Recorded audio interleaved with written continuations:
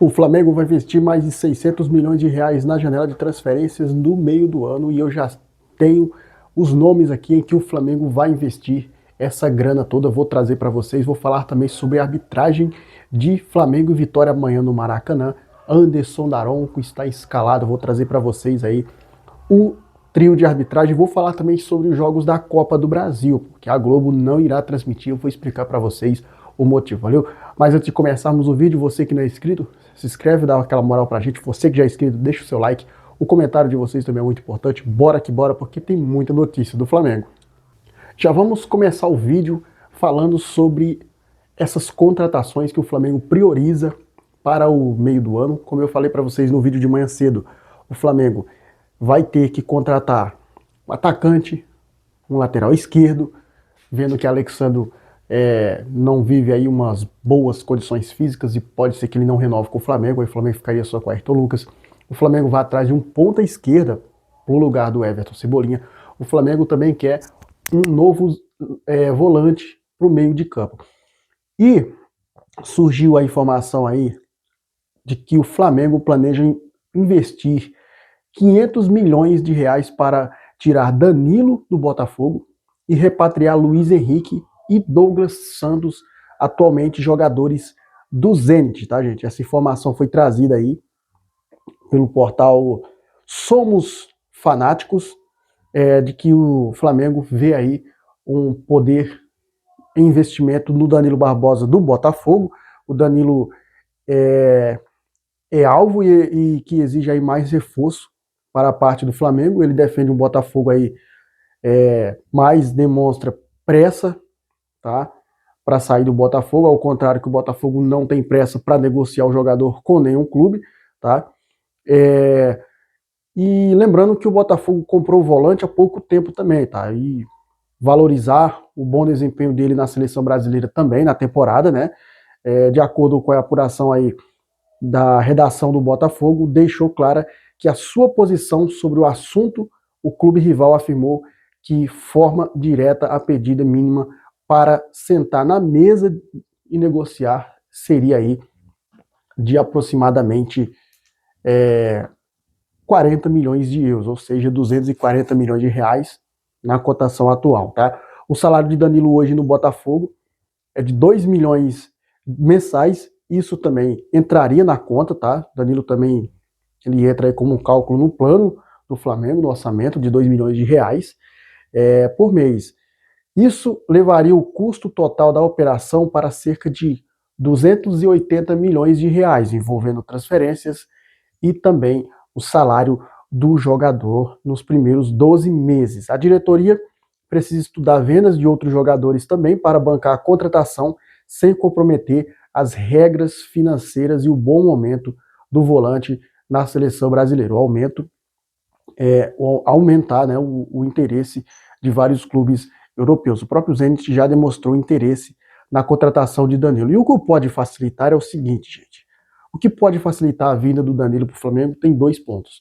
Um ponto é que o Palmeiras, segundo informações trazidas lá do canal do Opina Porco, desistiu do Danilo. E o caminho ficaria livre para o Flamengo, sendo assim. Só que outro ponto na questão também envolvendo o Danilo pode facilitar é que o Botafogo já sofreu mais um transfer ban. Isso aí pode facilitar e pode dificultar, né? Afinal, o transfer ban pode dificultar porque o Botafogo não poderá inscrever novos atletas. Mas, pelo outro lado, a dívida do Botafogo subiu para 2,5 bilhões de reais e precisa faturar para pagar a dívida de jogadores, senão essa conta pode subir para mais de 3 bilhões. Então, esse é o ponto que o Flamengo pode aí investir no Danilo Barbosa. Já o Luiz Henrique, ele aparece aí como uma boa opção para o ataque, falando em ponta, né?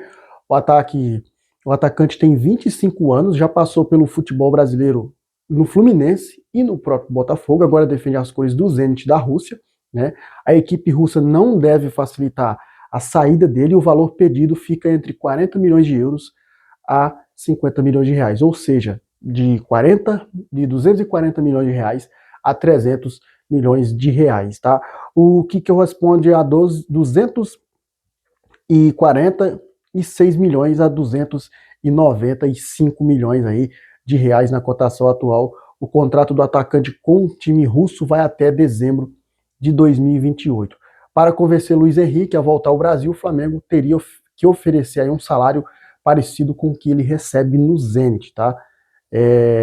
A diretoria monitora aí o desempenho dele e estuda o impacto dessa contratação nas finanças do clube. O Zenit pode aumentar o preço se o jogador tiver bom desempenho na Copa do Mundo. A negociação exige aí paciência e planejamento cuidadoso aí da parte rubro-negra, tá, gente? Já o lateral esquerdo, Douglas Santos, que é uma opção aí para suprir o Alexandro, né, já que o Ayrton Lucas não cai nas graças da torcida quando o Alexandro está lesionado, Douglas Santos surge aí como a opção mais simples do grupo de alvos. O lateral esquerdo tem 32 anos e muita experiência no futebol. Ele já avisou aí que deseja retornar ao Brasil. O contrato dele com o Zenit termina em junho de 2027, ou seja, a partir de janeiro ele já pode assinar um pré-contrato. Se o Flamengo ou qualquer clube entrar agora com uma proposta, com certeza o Zenit não dificultaria a saída do jogador. Ele não pretende renovar o contrato, né? E afirmou o seguinte: o planejamento cumprir meu vínculo ou sair após a disputa da Copa do Mundo. Por causa da idade aí e do tempo curto de contrato, o Zenit pode liberar o Douglas Santos por 50 a 80 milhões de reais ou até deixá-lo sair como o agente livre aí, como eu falei para vocês, no meio de 2027. O Flamengo aí estima um gasto entre 50 milhões e 80 milhões de reais aí, se a compra for feita. Agora, essa seria a parte mais acessível do plano financeiro da diretoria, ver o lateral esquerdo aí como um reforço importante para a defesa, tá, gente? No total dos pacotes completos aí, os jogadores podem ultrapassar a marca de 600 milhões de reais aí, o Flamengo pode investir aí, né, incluindo transferências, luvas e salários iniciais. A diretoria do Flamengo conta aí com uma receita anual de 2 bilhões, né? Mas precisa vender peças do elenco também para equilibrar as contas. O clube segue aí a regra de fair play financeiro e analisa cada detalhe antes de avançar nas tratativas. A torcida do Flamengo acompanha as conversas de perto, né? Com expectativa de que o plano dê certo, aí o Flamengo consiga trazer essas peças.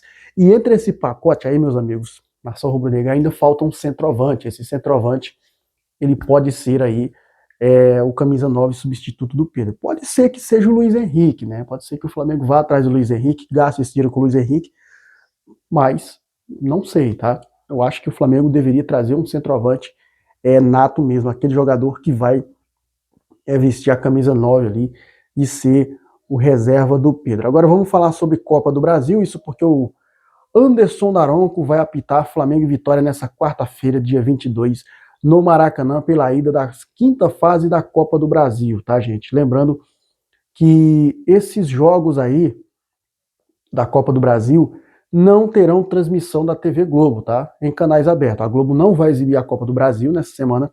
A Globo só transmitirá os jogos da Copa do Brasil nesta semana, a partir da outra fase, né? Os jogos da Copa do Brasil só começam a partir das oitavas de final, que a Globo vai transmitir, né?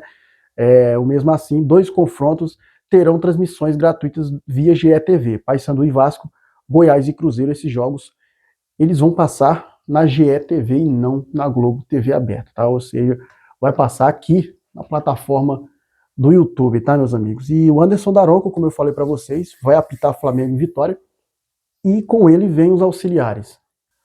A Leila Nayara será um dos auxiliares, né? Leila Nayara Moreira da Cruz, do Distrito Federal, Michel Stanislau, do Rio Grande do Sul, com Lucas Coelho Santos, do Rio de Janeiro, como quarto árbitro. Esses são um trio de arbitragem aí, né?